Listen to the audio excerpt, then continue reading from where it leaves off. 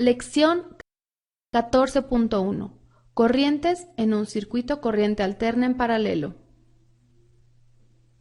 Cuando se trata de circuitos de corriente alterna en paralelo, existen 4 combinaciones posibles de resistores, capacitores e inductores.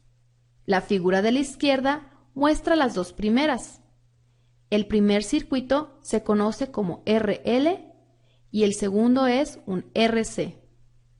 Las otras 2 son las que se muestran a la derecha. Se trata de un circuito LC y un circuito RLC. Como un circuito RLC incluye todas las condiciones posibles, nuestras explicaciones y ejemplos se basarán en circuitos de este tipo. Igual que en los circuitos corriente continua en paralelo, el flujo de corriente en cada rama de un circuito corriente alterna en paralelo depende de la oposición que le ofrece esa rama en particular. Es decir, los valores de las corrientes por cada ramal suelen ser diferentes. Observa detenidamente las ondas de cada parte del circuito anexo. Observa además que en la rama inductiva la corriente está trazada 90 grados con respecto al voltaje, mientras que en la rama capacitiva la corriente está adelantada 90 grados respecto al voltaje. Es decir, las ondas de corriente, además de ser diferentes, están desfasadas entre sí.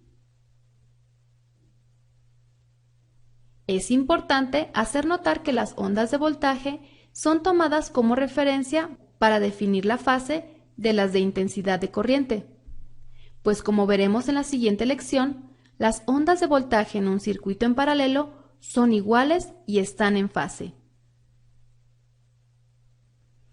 Como las ondas de corriente en cada rama de un circuito corriente alterna están desfasadas entre sí, la intensidad total se obtiene de su suma vectorial. La intensidad total es igual a la raíz cuadrada de la intensidad en R al cuadrado más la diferencia de la intensidad en L menos la intensidad en C al cuadrado. Ejemplo 1.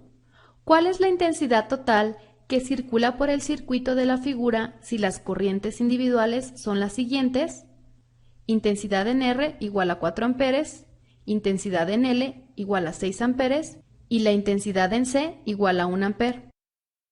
Utilizando nuestra fórmula que vimos en la diapositiva anterior, sustituimos nuestros valores de la intensidad en R, 4 amperes al cuadrado, más la diferencia de la intensidad en L, 6 amperes, menos la intensidad en C, 1 amper.